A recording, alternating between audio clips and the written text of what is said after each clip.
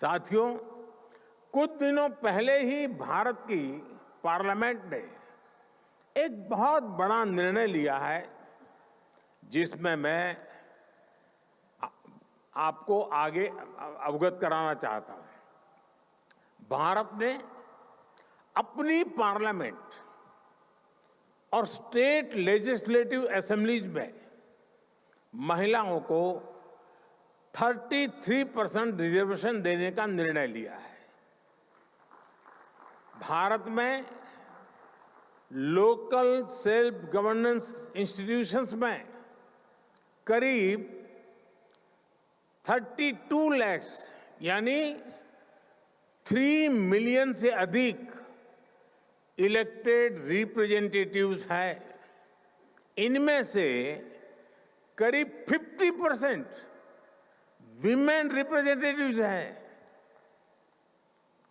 भारत आज हर सेक्टर में women participation को बढ़ावा दे रहा है। हमारी संसद द्वारा लिया गया हाल का फैसला हमारी संसदीय परंपरा को और समृद्ध करेगा। फ्रेंड्स, भारत की संसदीय परंपराओं पर देशवासियों के अटूट विश्वास की एक और बड़ी वजह है, जिसे आपको जानना और समझना बहुत अहम है।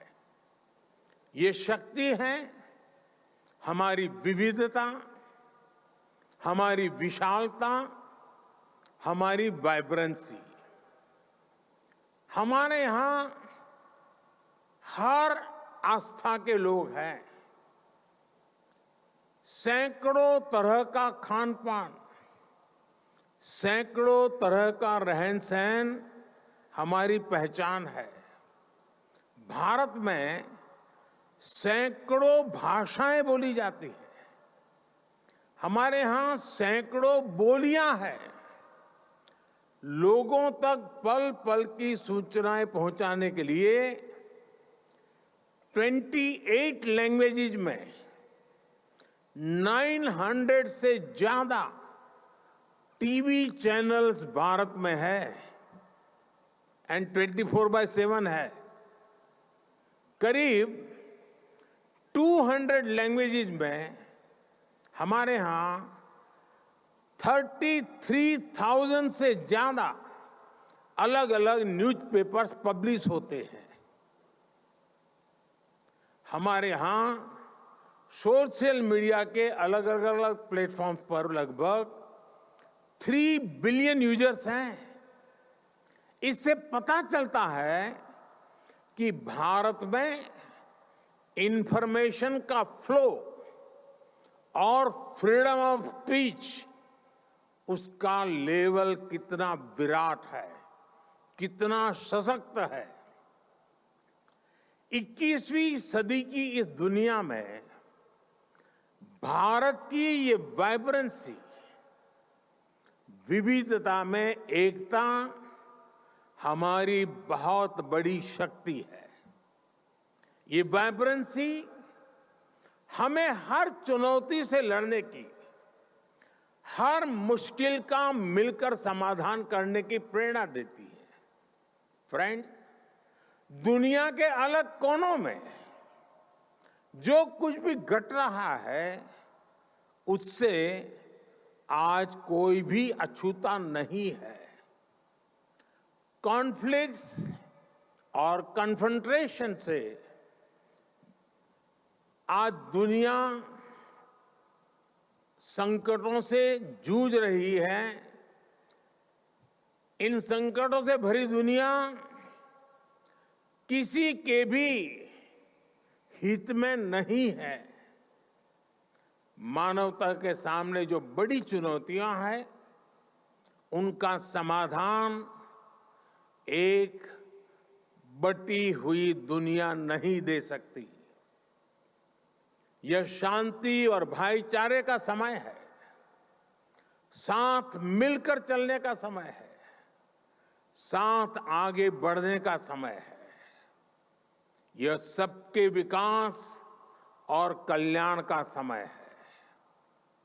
हमें वैश्विक विश्वास के संकट को दूर करना होगा और मानव केंद्रित सोच पर आगे बढ़ना होगा। हमें विश्व को one earth, one family, one future की भावना से देखना होगा। दुनिया से जुड़े फैसले लेने में भागीदारी जितनी अधिक होगी, उतना ही बड़ा इम्पैक्ट होगा। इसी भाव के साथ भारत ने अफ्रीकन यूनियन को G20 का परमानेंट मेंबर बनाने का प्रस्ताव रखा। मुझे खुशी है कि सभी सदस्य देशों ने इसे स्वीकार किया। इस फोरम पर भी पैन अफ्रीका पार्लियामेंट की पार्टिसिपेशन को देखकर मुझे बहुत खुशी हो रही है। साथियों, मुझे बताया गया है कि हमारे स्पीकर ओम बिड़ला जी आपको भारत के नए संसद भवन में भी आज शाम को ले जाने वाले हैं। वहां आप पूज्य महात्मा गांधी को श्रद्धांजलि भी देने वाले हैं। जैसा कि आप जानते हैं कि भारत दशकों से क्रॉस बॉर्डर टेररिज्म का सामना कर रहा है।